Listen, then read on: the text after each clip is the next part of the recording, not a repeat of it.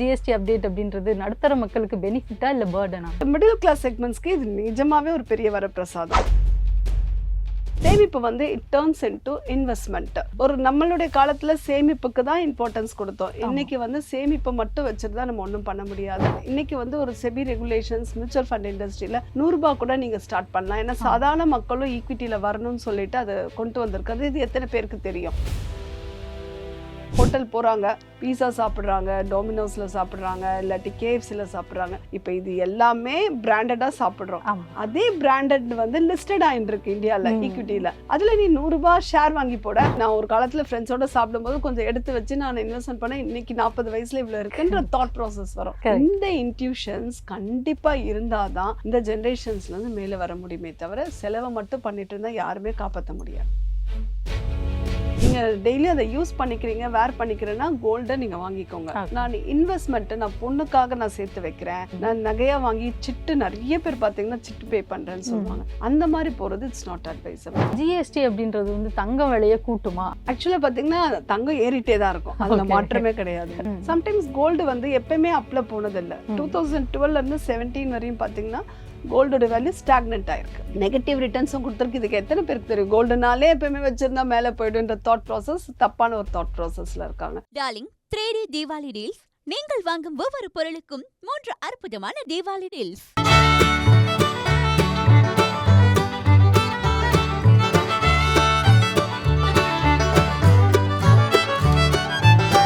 குமுதம் ஸ்நேகிதி நேயர்களுக்கு வணக்கம். GST update அப்படின்றதுனால நிறைய சந்தேகங்களும் நிறைய எதில் வந்து நம்ம சேமிப்பு பண்ணலாம் அப்படின்னு நிறைய உங்களுக்குள்ளேயும் டவுட்ஸ் இருக்கும், எனக்குள்ளேயும் டவுட்ஸ் இருக்குது. இதை பற்றி நம்மக்கிட்ட தெளிவாக பேசுகிறதுக்காக வந்திருக்காங்க நிதி ஆலோசகர் அனிதா மோகன் அவர்கள். வணக்கம் மேம். வணக்கம். எப்படி இருக்கீங்க மேம்? நல்லா இருக்கேன் மேம். இப்போ இந்த ஜிஎஸ்டி அப்டேட் அப்படின்னும் போதுல நிறைய பேருக்கு ஒரு டவுட் இருக்குது, இந்த ஜிஎஸ்டி அப்டேட்னால நம்மளுக்கு என்ன நடக்கும் அப்படின்னு இருக்கும். ஸோ பொதுவாகவே ஜிஎஸ்டி அப்டேட் அப்படின்றது வந்து என்ன மாதிரியான மாற்றங்களை நடுத்தர மக்கள் வாழ்க்கையில வந்து கொண்டு வரும்? இப்போ ஜிஎஸ்டி அப்படின்றது வந்து நீங்க சொன்ன மாதிரி எனக்கும் அதுக்கும் சம்மந்தமே இல்லை. சில பேர் வந்து இந்தியா வந்து வளர்ந்துட்டு இருக்கு அப்படின்னா அதுக்கும் எனக்கு என்ன கனெக்ஷன்ஸ்? ஸோ இந்தியா வளர்றதுன்னா நம்மளும் வளர்றோம் அப்படின்றதே நிறைய பேருக்கு அது புரிதல் இல்லாமல் இருக்கும். அந்த மாதிரி தான் ஜிஎஸ்டியோட இதுவும். அது வந்து ஒரு பெரிய விஷயங்களை வந்து பெரிய மாற்றங்களை இதை கொண்டு வந்துட்டே இருக்கும். என்னன்னு பார்த்தீங்கன்னா ஃபர்ஸ்ட் ஒரு காலத்தில் வந்து பார்த்தீங்கன்னா ஸ்டேட் டு ஸ்டேட் டேக்ஸ் இருந்தது. அதுக்கப்புறம் சேவை வரின்னு சொல்லுவாங்க, எக்ஸசைஸ் வரின்னு சொல்லிட்டு இருந்தாங்க, இதெல்லாம் இருந்துச்சு. வேட் இருந்தது. இன்னைக்கு பார்த்தீங்கன்னா அதெல்லாம் தாண்டி ஜிஎஸ்டி அப்படின்னு சொல்லிட்டு வச்சுட்டாங்க. அதெல்லாம் அந்த 1984 பார்த்தீங்கன்னா அதோடைய இது நியர்லி 52% நம்ம பே பண்ணியிருக்கோம்.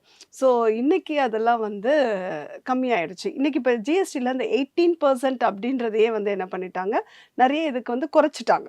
5% இருக்குது, சில இதுக்கு 0% இருக்குது. இப்போ நீங்கள் இன்வெஸ்ட்மெண்ட் ஆங்கிளில் நம்ம அதை பேசணும். அது நடுத்தர மக்களுக்கு என்ன அப்படின்னா, பர்டிகுலராக ஒரு ஹெல்த் இன்சூரன்ஸ் எடுத்துக்கோங்க, ஒரு இன்சூரன்ஸ் ஆங்கிளில் எடுத்துக்கோங்க. ஹெல்த் இன்சூரன்ஸ்லேருந்து ஒரு ஃபேமிலிக்கான ஒரு ப்ரொடெக்ஷன்ஸ் 18% ஜிஎஸ்டி பே பண்ணிட்டு இருந்தாங்க, இன்னைக்கு இல்லை. அப்படின்னும் போது அந்த பெனிட்ரேஷன் ஆஃப் த ஹெல்த் எடுக்கக்கூடிய இடத்துல அவங்களுக்கு வந்து அந்த ஜிஎஸ்டி பே பண்ணுற இடத்துல சம்மன்ஷூட் அவங்க இன்க்ரீஸ் பண்ணிக்கலாம். ஒரு காலத்தில் 5 லட்சம் வச்சுருக்கவங்க இன்னைக்கு ஒரு 10 லட்சம் எடுத்துக்கலாம். அந்த ப்ரீமியம் வந்து அவங்க அட்ஜஸ்ட்மெண்ட் பண்ணி எடுத்துக்கிறோம். ஸோ ஜிஎஸ்டியே இல்லை, எனக்கு ப்ரீமியம் கம்மியாச்சுன்ற மைண்ட் செட்டை விட்டுட்டு வேறஸ் அவங்க வந்து கவரேஜ் ஜாஸ்தி பண்ணிக்கணும். ஏன்னா ஏஜ் ஆக ஆக அவங்களுக்கு லைஃப்ல வந்து அந்த சப்போர்ட்டிங்கிறது இம்பார்ட்டன்ட், ஹெல்த்ன்றது மேண்டேட்டரி. அப்போ உங்களுக்கு அந்த ஆப்பர்ச்சுனிட்டியை நீங்கள் அங்கே யூஸ் பண்ணிக்கலாம். அதே போல் ஒரு லைஃப் இன்சூரன்ஸ்லையும் எனக்கு ஜிஎஸ்டி குறைவாயிட்டனால ஒரு டேர்ம் இன்சூரன்ஸ்க்குலாம் அவங்க வந்து ஒரு நல்ல ப்ரொடெக்ஷன்ஸ் கொடுக்கலாம். இதெல்லாம் வந்து அவங்களுடைய லைஃப் வாழ்வாதாரத்தை மேலும் வந்து கொண்டு போகிறதுக்கான ஆப்பர்ச்சுனிட்டிஸ். இதனால் ஹெல்த் எல்லாம் உள்ளே வர்றதுனால ஹாஸ்பிட்டல்ஸ்லையும் என்ன பண்ணுவாங்கன்னா ஹெல்த் இன்சூரன்ஸ் வந்து நிறைய பேர் உள்ளே வர்றதுனால அவங்களுக்கும் வந்து அது ஒரு பிஸ்னஸாகவும் இருக்கலாம். பட் ஹாஸ்பிட்டல்ஸ்லேயும் ஹெல்த் இன்சூரன்ஸ் இருக்கவங்களுக்கு இன்னும் முக்கியத்துவம் கொடுப்பாங்க. அப்போ ஹெல்த் இன்சூரன்ஸ்ன்றது ஒரு மேண்டேட்ரி. இதெல்லாம் வந்து இன்சூரன்ஸ் செக்டாரில் நம்ம பார்க்கக்கூடிய விஷயம். செகண்ட் வந்து பார்த்திங்கன்னா ஒரு எக்கனாமிக் டெவலப்மெண்ட்டில் அப்படின்னாக்கா கன்சப்ஷன் எடுத்துக்கலாம், ஃபுட் இண்டஸ்ட்ரி எடுத்துக்கலாம். இன்னைக்கு ஃபுட்டுக்கெலாம் வந்து ரொம்ப கம்மியாயிடுச்சு, நீ ஆசைப்பட்டதை சாப்பிட்லான்ற மாதிரி வந்து ஒரு தயிருக்கே வந்து இவ்வளோ காசு கொடுக்கணுமா அப்படின்னு சொல்லி யோசிச்ச ஒரு இன்னைக்கு அந்த ஒரு ஃபுட்டில் வந்து நீ ஆசைப்பட்டது பரோட்டா பரோட்டா சாப்பிட்றியா நில் பர்சன் நில் Yeah. ஜிஎஸ்டி அப்படின்ற மாதிரி ஆயிட்டதுனால ம். ஸோ அதுக்காக தேவையில்லாத ஃபுட்டு நிறைய சாப்பிட்டு உடம்பு கெடுத்துக்க கூடாது. அதை வந்து Correct. கான்ஷியஸ் இருக்கணும். அதே சமயத்தில் பார்த்தீங்கன்னாக்கா உங்களுக்கு அந்த எக்கனாமிக் டெவலப்மெண்ட்ல அப்படின்னும் போது ஆட்டோமேட்டிக்காக இப்போ மெயினாக வந்து ஆட்டோமொபைல்ஸ் இண்டஸ்ட்ரி எடுத்துக்கோங்களேன்.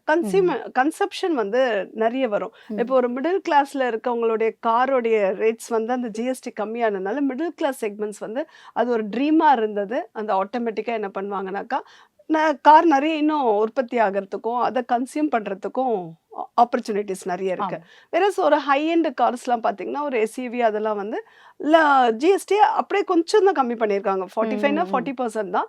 பட் மிடில் கிளாஸ் செக்மெண்ட்ஸ்க்கு இது நிஜமாவே ஒரு பெரிய வரப்பிரசாதம். ஓ.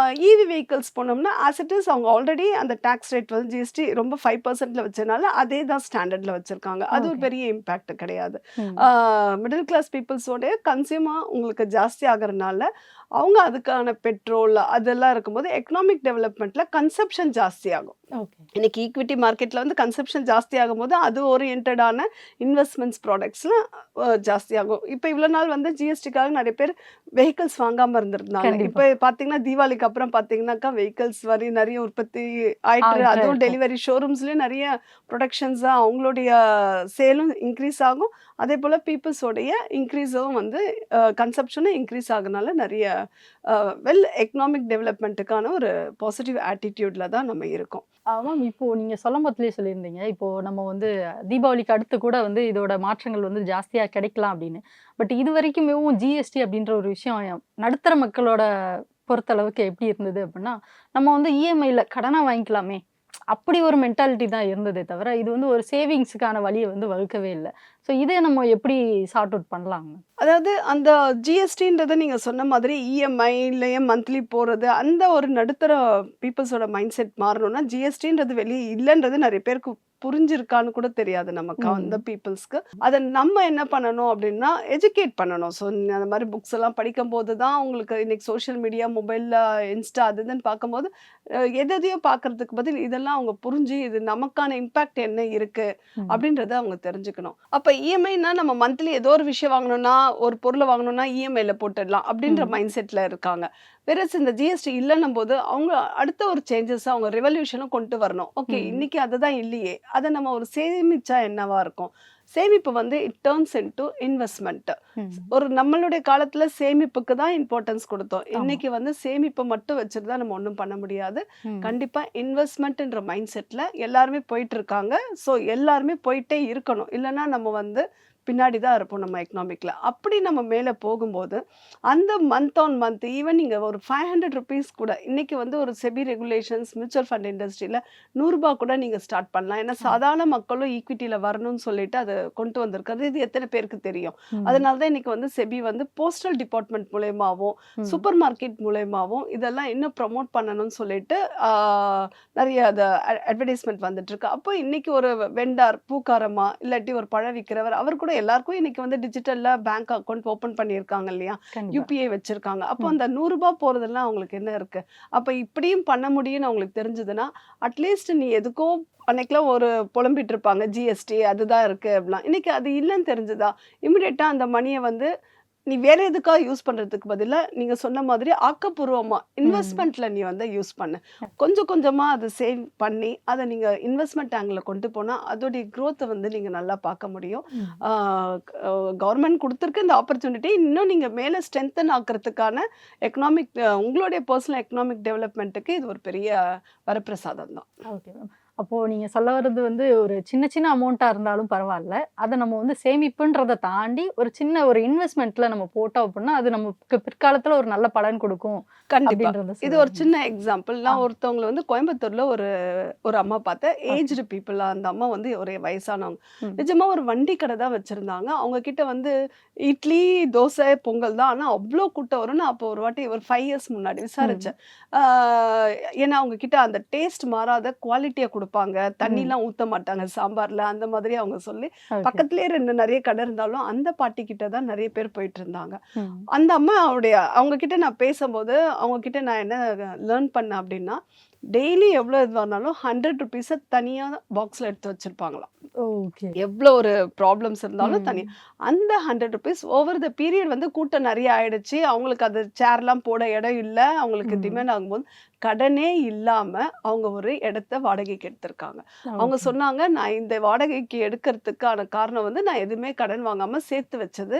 இன்னைக்கு ம். அவங்களுக்கு தெரிஞ்ச சேவிங்ஸ் பண்ணியிருக்காங்க. ஆமா. பட் அந்த விஷயத்த எத்தன பேர் பண்ணியிருக்க முடியும்? ம். அப்ப அவங்க கிட்ட ஒரு விஷயம் என்னன்னா, குவாலிட்டில காம்ப்ரமைஸ் பண்ணிக்கல. ம். கடன் இல்லாம ஒரு விஷயத்த பண்ணாங்க. ஆமா. அப்படின்றது இன்னைக்கு அவங்க வந்து ஒரு நல்ல நிலைமையில இருக்காங்க அப்படின்னும்போது, இதெல்லாம் வந்து personal quality and discipline. Okay. ஒரு சின்ன முயற்சி தான் வந்து பெரிய மாற்றத்துக்கான விதைன்னு சொல்லலாம். Yes correct. இதுதான். எஸ். ஸோ இப்போ ஜிஎஸ்டி அப்டேட் அப்படின்னு சொல்லும்போதுல, முக்கியமா இது வந்து நடுத்தர மக்களுக்கு ஒரு கொண்டாட்டம் அப்படின்ற மாரி ஒரு ஸ்டேட்மெண்ட் வந்தது. காரணம் என்ன அப்படின்னா வந்து, எலக்ட்ரானிக் ஐட்டம்ஸ்க்கு வந்து கம்மியான ஜிஎஸ்டி, மேக்கப் ப்ராடக்ட்ஸுக்கு, ஸோ ஹோம்க்கு வீட்டுக்கு அப்படின்னு தேவையான விஷயங்கள்ல ஜிஎஸ்டி வந்து கம்மியா வந்திருக்கு. ஸோ அதனால இது வந்து நடுத்தர மக்களுக்கு ரொம்ப ரொம்ப சந்தோஷமான விஷயம் அப்படின்னு சொன்னாங்க. நீங்க என்ன சொல்ல வரீங்க மேம்? இது உண்மையிலேயே வந்து ஜிஎஸ்டி அப்டேட் அப்படின்றது நடுத்தர மக்களுக்கு பெனிஃபிட்டா இல்ல பர்டனா? எஸ். இப்ப நீங்க சொன்ன மாரி குறைவா இருக்குன்றதுக்காக, நம்மளுடைய மைண்ட் செட் என்ன ஆகும்? பழைச தூக்கி போட்டு இன்னொன்னு வாங்கிக்கலாம். ஆமா, கண்டிப்பா. ஸோ ஸோ இந்த மைண்ட் எப்பயும் நம்ம இஎம்ஐ கட்டிட்டு தானே இருக்கிறோம். ஸோ அத அதையே அப்படியே கன்டின்யூ கன்டின்யூ பண்ணிக்கலாம். பண்ணிக்கலாம். அத அப்படியே கன்டின்யூ பண்ணிக்கலான்ற மைண்ட் செட்ட கண்டிப்பா மாத்தணும். ம். உங்களுக்கு ஒரு விஷயம் இருக்குன்னா, அது திரும்பவும் நீங்க 1க்கு 2 வாட்டி அதுக்கு டைம் குடுத்து யோசிக்கணும். எமோஷனல்ல டெசிஷன் எடுக்கக்கூடாதுன்னுவேன். ம். இப்போ உங்களுக்கு தேவைன்னு ஒரு ஆசை வருது. பக்கத்து வீட்ல இருக்கவங்க வாங்கிட்டாங்க. ஸோ நம்மளும் வாங்கலாம். ஜிஎஸ்டி தான் கம்மியாயிடுச்சு அப்படின்னு நீங்க நினைக்கிற இடத்துல, இது தேவையா? அப்படின்னு நீங்க ஒரு ஜஸ்ட் ஒரு 3 மந்த்ஸ் நீங்க விட்டுட்டு அதுக்கப்புறம் வாங்கலாமா டெசிஷன் எடுக்கும்போது, அந்த டெசிஷன்ல ஒரு சேஞ்சஸ் கிடைக்கும். கண்டிப்பா நமக்கு. அத நான் நெறைய விஷயத்துல இப்போ ரியலைஸ் பண்ணுவேன். இத நான் எல்லாருக்கும் சொல்லுவேன். ம். நீ என்ன வாங்கணும்னு நெனச்சியோ, அத 3 மந்த்ஸ் டைம் குடு. அதுக்கப்புறம் நீ யோசிக்கும்போது சம்டைம்ஸ் இது தேவையில்லாத நம்ம யோசிச்சோமே! ஆமா. அப்படின்ற ஒரு தாட் வரும். அப்ப இது அப்ப நீ அத ரிப்பேர் பண்ணி கூட சரி பண்ணிக்கலாம். அதுக்கு ம். ஒரு இன்ஸ்ட்ருமென்ட் பார்ட்ஸ் போயிருக்கும். அத நீ சரி பண்ணிக்கலாம். அது அடுத்த ஒரு 2, 3 வருஷம் கூட ஓடும். ம். இஎம்ஐன்ற மைண்ட் செட்ல இது பண்ணா, அந்த இஎம்ஐ எவ்வளோ பெர்சன்டேஜ் எடுக்குதுன்னு கண்ணுக்கு தெரியாம போதுன்றதே தெரியறதில்ல நெறைய பேருக்கு. கண்டிப்பா. அதனால டெட்ஸ் இல்லாம, அந்த கடன் இல்லாம, அவங்க அத இன்வெஸ்ட்மென்ட்டா திரும்ப திரும்ப சொல்றது சேவிங்ஸ் இன்வெஸ்ட்மென்ட்டா பண்ணிட்டே இருங்க. ம். அப்படின்றது தான். அந்த நடுத்தர மக்களுக்கு ஏன்னா ஒரு லிமிட்டட் இன்கம் தான் இருக்கும். ம். எதர் ஒரு ஆமா. சேலரி அதுதான் இருக்கும். இல்ல டெய்லியும் அவங்க ஏர்ன் பண்ற ஒரு வருமானம் இருக்கும்.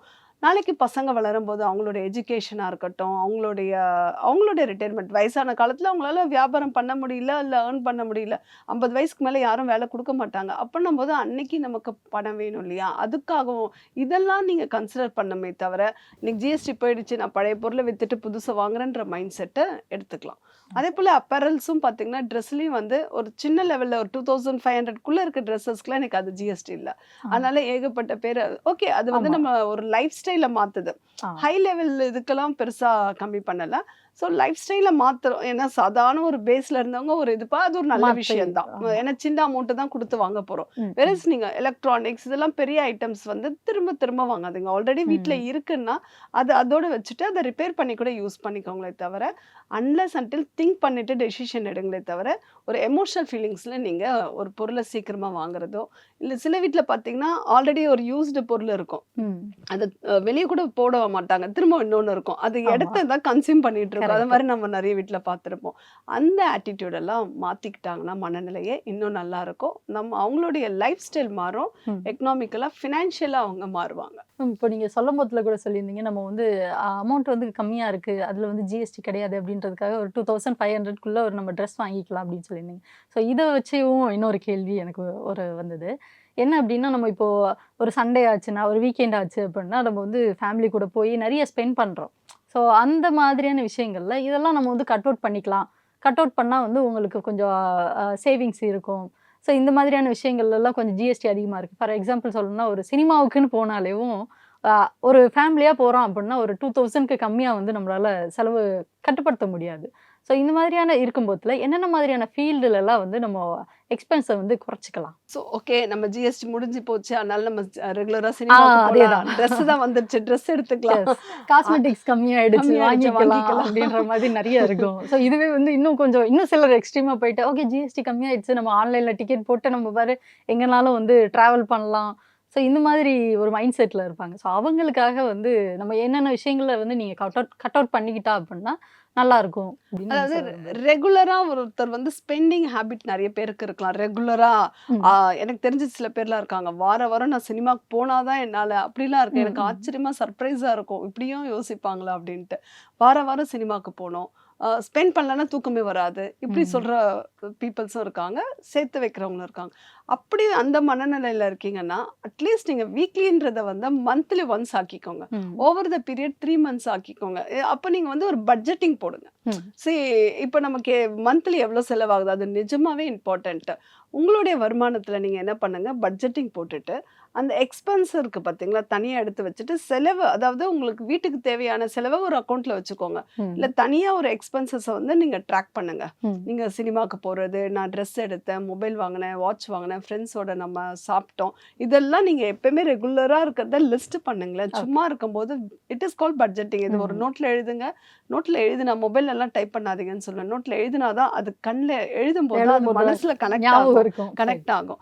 அப்போ இவ்ளோ இதா ஓகே அடுத்த அப்ப இதுல ஏதாவது கொஞ்சம் சேவ் பண்ண முடியுமா? அப்படின்னு ஒரு தாட் ப்ராசஸ் வரும். ம். இந்த இன்ட்யூஷன் வர ஆரம்பிச்சதுன்னா, அவங்க ஆட்டோமேட்டிக்கா அத வந்து கண்ட்ரோல் பண்ணுவாங்க. நீ ம். அதுலருந்து வெளிய வான்னு நான் சொல்லல. பட் கண்ட்ரோல் பண்ணிக்கோங்க, மினிமைஸ் பண்ணிக்கோங்க. ஏன்னா அது மட்டுமே லைஃப் கிடையாது. ஏர்ன் ம். பண்ணும்போதே இவ்ளோ ஸ்பெண்ட் பண்றோம்னா, ஏர்னிங்ஸ் இல்லாதபோது இதே ஸ்பெண்டிங் லைஃப் ஸ்டைல உங்களால கன்டின்யூ பண்ண முடியாது. அப்ப இன்னும் டிப்ரஷன்ல போயிடுவாங்க. ஒரு ம். காலத்துல நான் சம்பாதிச்சேன், நான் இப்படி இருந்தேன். இன்னைக்கு டிபெண்ட் பண்ணுவாங்க. அவங்க பசங்கள டிபெண்ட் பண்ணி இன்னைக்கு இருக்க முடியாது. ஸோ கண்டிப்பா. நம்ம பேரண்ட்ஸ்க்குலாம் வந்து இன்னைக்கு பசங்க வரையும் ஜாயிண்ட் ஃபேமிலி அட்லீஸ்ட் இருக்கு. ம். ஃபியூச்சர்ல நம்ம அத எக்ஸ்பெக்ட் பண்ண முடியாது. அப்ப மணிக்கு அவங்க என்ன பண்ணுவாங்க? ம். ஸோ இதெல்லாம் நம்ம கன்சிடர் பண்ணோம். இன்னைக்கு கிடைக்குது சாப்பாடு, இன்னைக்கு நான் வாழ்ந்துடலாம் அப்படின்ற ஆட்டிட்யூட்ல இருக்கக்கூடாது. கலாம் ஐயா சொன்ன மாதிரி ஃபியூச்சர் அனதர் 20, 25 இயர்ஸ் எப்படி இருக்கும்? நம்மளுடைய ஹெல்த் எப்படி இருக்கும்? நம்ம ஹெல்த்துக்கு ஏதாவது ஒரு விஷயம் வந்ததுனாக்கா, நம்ம அதுக்கு என்ன பண்ண போறோம்? இது எதுவுமே தெரியாம அன்னைக்கான டே டு டே ப்ராசஸ் இல்லாம பட்ஜெட்டிங் பண்ணிட்டு, எக்ஸ்பென்சஸ செக் பண்ணீங்கனாலே கண்ட்ரோல் பண்ண முடியும். உங்களுடைய ஒரு அக்கவுண்ட் இன்னைக்கு பேங்க் தான் இன்னைக்கு ஒரு ரூ. 500 குடுத்தா கூட அக்கவுண்ட் ஓப்பன் பண்ணிடலாம். ஒரு அக்கவுண்ட்ல வச்சுக்கோங்க. Day to expenses. அடுத்தது இந்த வீட்டுடைய செலவெல்லாம் தனியா வச்சுக்கிட்டு, இத ம். பிரிச்சு பார்த்தா கண்ட்ரோல் பண்ண முடியும். கண்டிப்பா அத கண்ட்ரோல் பண்ண நெறைய கிளையண்ட்ஸ நாங்க பார்க்குறோம். ஸோ அந்த ம். ஒரு அட்வைஸ் குடுக்கும்போது அது தெரியாம பண்றாங்க. அட்வைஸ் குடுக்கும்போது அது ஆட்டிட்யூட். செகண்ட் வந்து 2 பேரும் இன்கம் இருக்கும். 2 பேரும் இன்கம்ல வந்து வீட்டுக்கான தேவையானத காமனான ஒரு அக்கவுண்ட்ல போட்டுக்கோங்க. ம். காமன் போட்டுட்டா, அப்ப 2 பேருக்கும் சண்டை வராது. ஸோ நீ பண்ணியா? நான் பண்ணியான்னு சொல்லிட்டு. அப்ப அதுல போட்டுட்டு அவங்க அத மானிட்டர் பண்ணிட்டு, இவங்க 2 பேர்கிட்ட இருக்க அக்கவுண்ட்லேருந்து இன்வெஸ்ட்மெண்ட்ஸ். ம். ஓகே. இது யாரு சரி ஒரு 15,000 20,000 தான் சொல்லுங்க. அட்லீஸ்ட் நீங்க அதுல ஒரு ரூ. 500 இல்ல ரூ. 1000 சேவ் பண்ணி இன்வெஸ்ட்மென்ட் பண்ணிடுங்க. ம். இந்த எக்ஸ்பென்சஸ காமன் அக்கவுண்ட்ல நீங்க ட்ராக் பண்ணும்போது, ஆட்டோமேட்டிக்கா அந்த எக்ஸ்பென்சஸ் எதெல்லாம்ன்ற கண்ட்ரோல் பண்ணிடுவாங்க. ஓவர் த பீரியட் இன்னைக்கு நீங்க சொன்ன மாரி ஹோட்டல் போறாங்க, பீஸா சாப்பிடுறாங்க, டோமினோஸ்ல சாப்பிடுறாங்க, இல்லாட்டி KFCல சாப்பிடுறாங்க. இப்ப இது எல்லாமே பிராண்டடா சாப்பிடுறோம். ஆமா. அதே பிராண்டட் வந்து லிஸ்டட் ஆயின்ருக்கு இந்தியால, ம். ஈக்விட்டில. அதுல நீ ரூ. 100 ஷேர் வாங்கி போட. ம். கரெக்ட்டா? கரெக்ட். போடுற ட்ரெஸ் ஒரு பிராண்ட் இருக்குன்னா, அதுல அந்த ட்ரெஸ்ல நீங்க ஒரு பிராண்ட் இருக்கு. அது நீங்க ஒரு ம். ஷேர் ஈக்விட்டில ஒரு 100 200 நீ 500க்கு டோமினோஸ் பீஸால வாங்குறேன்னா, ரூ. 250க்கு ஒரு ஷேர் வாங்கி போட்டு. ம். ஸோ ஆட்டோமேட்டிக்கா அது லாங் பீரியட்ல ஓகே நான் ஒரு காலத்துல ஃப்ரெண்ட்ஸோட சாப்பிடும்போது கொஞ்சம் எடுத்து வச்சு நான் இன்வெஸ்ட்மென்ட் பண்ணேன். இன்னைக்கு 40 வயசுல இவ்வளோ இருக்குன்ற தாட் ப்ராசஸ் வரும்.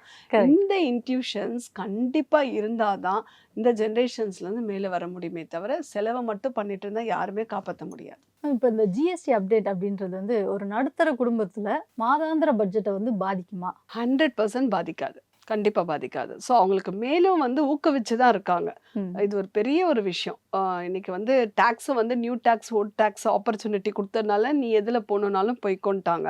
ம். நீ டாக்ஸ பே பண்ணணுன்ற அவசியம் 12 லேக்ஸ் வரையும் உங்களுக்கு பே பண்ண தேவையில்ல. கரெக்ட்டா? அதே போல கரெக்ட். ஜிஎஸ்டியும் இல்ல உங்களுக்கு. இப்போ உங்களுக்கு மணி சேவிங்ஸ் தானே. ம். இத எடுத்து நீ கரெக்ட்டான ஒரு வழிமுறைய பண்ணணுமே தவிர, அந்த சேவ் ஆன காசையும் நீங்க ஸ்பெண்ட் பண்ற ஆட்டிட்யூடா இருந்தா ஒண்ணும் பண்ண முடியாது. ம். 100% ஜிஎஸ்டியும் இல்லாதது இவங்களுக்கு இன்னும் பெரிய ஒரு எல்லா விதத்திலயும் சப்போர்ட் தான். மேம் இப்போ இந்த ஜிஎஸ்டி அப்டேட் அப்படின்றது வந்து நிறைய பேருக்கு ஒரு கேள்வி என்னன்னா, தங்க விலையில குறையுமா? குறையாதா? இல்ல இதுல ஏதாவது ஒரு மாற்றம் வருமா? இதுல நம்ம இப்ப இன்வெஸ்ட் பண்ணலாமா? அப்படின்னு சொல்லி தங்கம் சார்ந்த நிறைய கேள்விகள் நிறைய பேருக்கு இருக்கு. கோல்டுன்றது நம்மளுக்கு பொறந்ததுலேருந்து கோல்டு நம்ம இந்தியால அது ஒரு பாரம்பரியமான ஒரு அசெட்டா கொண்டு வந்தாச்சு. ஆப்வியஸ்லி கோல்ட பொறுத்தவரையும் இன்னைக்கு வந்து பார்த்தீங்கன்னாக்கா சென்ட்ரல் பேங்க்லேயே வந்து ஆஃப்டர் யூஎஸ் டாலருக்கு அப்புறம் யூரோக்கு ஓவர்டேக் பண்ண மாதிரி தான் கோல்டு வச்சிருக்காங்க. இன்னைக்கு சென்ட்ரல் பேங்க் வந்து ரிசர்வ் பண்ணிட்டு இருக்காங்க. 1000+ டன்ஸ் பர் இயர் வந்து அவங்க ரிசர்வ் பண்ணிட்டு இருக்காங்க. ஸோ அது வந்து ஒரு இன்ஃப்ளேஷன் ஹெட்ஜிங் இன்வெஸ்ட்மெண்ட்டாக தான் இருக்கு நம்மளுடைய இதில். ஒரு சேஃப் ஹெவன்னு சொல்லலாம். ஒரு எமர்ஜென்சி ஃபண்டுன்ற மாதிரி நம்ம வீட்டில் ஒரு அவசரத்துக்கு விற்கிற மாதிரி தான் இன்னைக்கு நாட்டிலையும் ஒரு அவசரம் போர்லாம் வருதுன்னா கோல்டு இதுப்பா. அப்போ வீட்டில் இருக்கவங்களும் அதை வாங்கலாமா அப்படின்னா, ஸோ இன்னைக்கு வந்து கோல்டு மைண்ட்ல இருந்து ஒரு 3500 டன்ஸ் பர் இயர் வந்து வந்துட்டே இருக்கு. இண்டிவிஜுவல் கிட்ட சொல்லுவாங்க இல்லையா, நம்ம நாட்டில் தனிநபர் கிட்ட இருக்க ஒவ்வொருத்தர் வீட்டில இருந்து எடுத்தாலே அது ஒரு பெரிய மார்க்கெட்டே ஜாஸ்தியா இருக்கும் அப்படின்னு சொல்லுவாங்கல்ல. அந்த மாதிரி தான் நம்ம கோல்டு வச்சிருக்கோம். கோல்டு வந்து இட்ஸ் ஒன் ஆஃப் தி உங்களுடைய போர்ட்ஃபோலியோவில் உங்கள் வீட்டில் உங்கள் அசெட் அலோகேஷன் இன்வெஸ்ட்மெண்ட்டில் ஒரு பார்ட்டு. ஓகே. அதுவே நான் நிறைய வச்சுக்கணும் அப்படின்னா அது நிறைய கண்ட்ரோல் மெஷர்ஸ் இருக்கு. நான் இன்வெஸ்ட்மெண்ட் ஆங்கிளில் நான் கோல்டு வச்சுக்கலாமான்னா, அது உங்களுடைய இன்வெஸ்ட்மெண்ட் போர்ட்ஃபோலியோ உங்ககிட்ட டோட்டலாக 1 கோடி இருக்கு அப்படின்னா, நீங்கள் அதுக்கு ஒரு 10 லட்சம் மேக்ஸிமம் 15 லட்சம் அது எந்த ஃபார்மில் வேணாலும் ஒன்று ஃபிசிக்கல் கோல்டாவோ வச்சிருக்கீங்கன்னா, என்னை பொறுத்தவரை நீங்கள் டெய்லி அதை யூஸ் பண்ணிக்கிறீங்க, வேர் பண்ணிக்கிறேன்னா கோல்டை நீங்கள் வாங்கிக்கோங்க. நான் இன்வெஸ்ட்மெண்ட்டு நான் பொண்ணுக்காக நான் சேர்த்து வைக்கிறேன், நான் நகையாக வாங்கி சிட்டு நிறைய பேர் பார்த்தீங்கன்னா சிட்டு பே பண்ணுறேன்னு சொல்லுவாங்க. அந்த மாதிரி போகிறது இட்ஸ் நாட் அட்வைசபிள். ஏன்னா ஃபிசிக்கலாக நீங்கள் வாங்கி வச்சு நாளைக்கு உங்கள் கேர்ள் சைல்டுக்கே மேரேஜ் கொடுக்குறீங்கன்னா அவங்களுக்கு அந்த டிசைன் பிடிக்கலன்னு வச்சுக்கோங்களேன், திரும்ப நீ வேஸ்டேஜ்லாம் போவோம். நியர்லி 12 to 15% சார்ஜஸ் வேஸ்டேஜ் நம்ம பண்ணுவோம். இது நிறைய பேருக்கு தெரியாமல் சிட்டு போட்டு ஒரு உங்களுக்கு ஒர்க் பண்ணுறதுக்குன்னா அது எமோஷனல் டெசிஷன், அதை நம்ம மாற்ற முடியாது, பிடிச்சி பண்ணுறோம். வேற இன்வெஸ்ட்மெண்ட் ஆங்கிள் அதை பண்ணாதீங்கன்னு சொல்லுவோம். இன்ஸ்டெட் ஆஃப் தட் நீங்கள் gold ETF, gold mutual funds, இந்த மாதிரி பாண்ட்ஸ் அந்த மாதிரி பண்ணால் உங்களுக்கு ஃபிசிக்கலாக இருக்கிறது டிஜிட்டலாக இருக்கும். அதில் நீங்கள் 100 இப்போ நீங்கள் கடையில் போய் 100 ரூபாய்க்குலாம் போய் வாங்க முடியாது, சாரி 500 ரூபாய்க்குலாம். வேற நீங்கள் வந்து மினிமம் வந்து 500 ருபீஸோ 1000 ருபீஸ்லேருந்து கூட நீங்கள் ஸ்டார்ட் பண்ண முடியும். செகண்ட் வந்து நம்மக்கிட்ட ஒரு கோல்டு இருக்குன்னா அதை நம்ம சேல் பண்ணணும்னு நினச்சா எமோஷனலாக ஐயோ இது என் அம்மா கொடுத்தது, பாட்டி கொடுத்தது, அதை சேல் பண்ண சென்டிமெண்ட். ஆனால் இங்கே கோல்டு யூனிட்ஸாக நீங்கள் வச்சுக்கும் போது என்ன யூனிட்ஸ் எனக்கு தேவையா, எமர்ஜென்சியா வித்துட்டு போயிடலாம், அது எமோஷனலாக ஸ்டிக் ஆக மாட்டேங்குது. ஸோ இந்த மாதிரி கோல்டு வந்து பட் இன்னைக்கு உங்களுக்கு அது அசெட் தான்றத மெயின் பெரிய அசெட் இல்லை, ஏன்னா பெரிய ஒரு ஈக்விட்டி கொடுக்குற அளவுக்கு கோல்டு வந்து ரிட்டர்ன்ஸ் கொடுக்காது. ஹார்ட்லி 9% நீங்கள் எக்ஸ்பெக்ட் பண்ணலாம், 8 to 9%. அப்படின்னும் போது அது இன்ஃப்ளேஷன் நமக்கு இன்னைக்கு 6 to 7% இருக்கும்னா கோல்டு வந்து அதை தாண்டி ஒரு 2% வெல்த் கிரியேஷன் கொடுக்குமே தவிர அது பெரிய அசெட்ல. செகண்ட் பார்த்தீங்கன்னா பொண்ணு கல்யாணம் ஆகி அப்ராட்ல இருப்பாங்க, எல்லா நகையும் லாக்கர்ல தூங்கிட்டு இருக்கோம், அதுக்கு லாக்கர் சார்ஜஸ். இது எத்தனை பேர் நம்ம பார்க்கலாம். அது ஃபங்க்ஷன் கூட உங்களுக்கு எடுத்து போடுற டைம் கிடையாது. அப்புறம் எதுக்காக நம்ம கோல்டை லாக் பண்ணி வச்சிருக்கோம்? ஒன்று யூனிட்ஸா வச்சிருந்தா தேவைன்னா சேல் பண்ணிக்கலாம், கரெக்டா ஆசைப்பட்டதை வேர் பண்ணிக்கோங்க. அதை தாண்டி நீங்க கோல்டு அப்படின்றத 10 to 15% வச்சுக்கோங்க, நாட் மோர் தென் தட் அப்படின்றது நான் எப்பவுமே எஜுகேட் பண்ணக்கூடிய விஷயம். ஓகே மேம், இப்போ நீங்கள் சொன்னதுலேயே வந்து நம்ம அதை வந்து எப்படி சேவ் பண்ணிக்கலாம் அப்படின்றத சொல்லியிருந்தீங்க. ஆனால் இதில் இருக்கக்கூடிய ஒரு சின்ன கேள்வி என்ன அப்படின்னா, இந்த ஜிஎஸ்டி அப்படின்றது வந்து தங்கம் விலையை கூட்டுமா அப்படின்னு நிறைய பேர் வந்து கேட்குறாங்க. உண்மையிலேயே வந்து ஜிஎஸ்டி விஷயங்கள் வந்து தங்க விலையை வந்து கூட்டுமா? ஆக்சுவலாக பார்த்தீங்கன்னா தங்கம் ஏறிட்டே தான் இருக்கும், அதில் மாற்றமே கிடையாது, குறையவே குறையாது. ஆனால் ஒவ்வொரு காலகட்டத்திலையும் ஞாபகம் வச்சுக்கோங்க, இன்ஃப்ளேஷன் அட்ஜஸ்டட் ரிட்டர்ன்ஸாக தான் அது இருந்திருக்கு. And income adjusted returns. நான் ஃபார் எக்ஸாம்பிள் நம்ம அப்பா வந்து நமக்கு மேரேஜ் பண்ண காலத்தில் வந்து எவ்வளோன்னா அன்னைக்கும் அப்பா வந்து எவ்வளோ சொல்லியிருப்பாருன்னா தங்க விலை ஏறி இருக்குமா அப்படின்னு சொன்னதை நம்ம கேள்விப்பட்டிருப்போம். அன்னைக்கு ஒன்றும் கம்மின்னு அன்னைக்கு சொன்னது கிடையாது. இப்போ அன்னைக்கு அப்பா காலத்தில் வந்து 10,000 per month சம்பாதிச்சிருப்பாரு. இன்னைக்கு வந்து ஒரு பர் கேபிட்டா ஒரு ஐடியில் இருக்கவர் வந்து பர் மந்த் வந்து 1 lakh சம்பாதிச்சுட்டு இருக்காரு. அப்போ அவங்களோட இன்கம்க்கும் இன்னைக்கு இருக்க கோல்டுக்கும் adjusted, that is called income adjust. கரெக்டா? அதே போல ஒவ்வொரு காலகட்டத்திலும் நீங்க 1930 இருந்து இப்போ எடுத்தாலுமே இன்ஃப்ளேஷன் அட்ஜஸ்டட் ரிட்டர்ன்ஸ் தான். இன்ஃப்ளேஷன் 6 to 7 இது 8 to 9% அட்ஜஸ்டட் ரிட்டர்ன்ஸா கொடுத்துருக்கு. இது நம்ம காலத்துலயும் சரி, இல்லை இன்னைக்கு இருக்க ஜென்ரேஷன் ஜென்சியா இருந்தாலும் இதுதான். இதை தவிர அன்னைக்கு அப்பாக்கா வந்து 10,000 சம்பாதிச்சிருப்பாரு, இன்னைக்கு உன் பையன் வந்து 1 lakh சம்பாதிக்கிறாரு. ஸோ அன்னைக்கும் அப்பா வந்து கோல்டு அதிகம் தான் சொன்னாரு, இன்னைக்கும் அதிகம். ஸோ அது எப்பயுமே அந்த இன்கம்க்கு ஏற்ற மாதிரி தான் மாறுமே தவிர ஸோ அது வந்து நீங்க பெருசா ஹையா இருக்குன்னு கிடையாது. இது புரியுதல் இல்லாம தான். சம்டைம்ஸ் கோல்டு வந்து எப்பயுமே அப்ல போனதில்லை. 2012 இருந்து 17 வரையும் பார்த்தீங்கன்னா கோல்டோட வேல்யூ ஸ்டாக்னெண்ட் ஆயிருக்கு. ஆமா. நெகட்டிவ் ரிட்டர்ன்ஸும் கொடுத்துருக்கு. இதுக்கு எத்தனை பேருக்கு தெரியும்? கோல்டுனாலே எப்பயுமே வச்சிருந்தா மேலே போய்டுன்ற தாட் ப்ராசஸ் தப்பான ஒரு தாட் ப்ராசஸில் இருக்காங்க. நெகட்டிவ் ரிட்டர்ன்ஸும் கொடுத்துருக்கு, ஸ்டாக்னெண்ட்டாகவும் இருந்திருக்கே தவிர அதை வந்து ஹை ரிட்டர்ன்ஸ் கொடுத்தது நம்ம இன்னைக்கு சொன்னதில்லை. எப்பயுமே அது ஒரு இன்ஃப்ளேஷன் அட்ஜஸ்டட் ரிட்டர்ன்ஸாகவும் இன்கம் அட்ஜஸ்டட் ரிட்டர்ன்ஸாகவும் தான் அது ட்ராவல் பண்ணிட்டுருக்கு. அது நமக்கு ஒரு எமர்ஜென்சி ஃபண்டுக்காக நம்ம இவ்வளோ பர்சன்டேஜ் நான் வச்சுக்கலாம்னு சொன்னோம் இல்லையா, அதை நம்ம வச்சுக்கலாம்.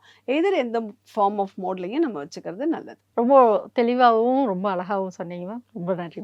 தேங்க்யூ. வணக்கம். Darling 3D Deepavali deals. நீங்கள் வாங்கும் ஒவ்வொரு பொருளுக்கும் 3 அற்புதமான தீபாவளி டீல்ஸ்.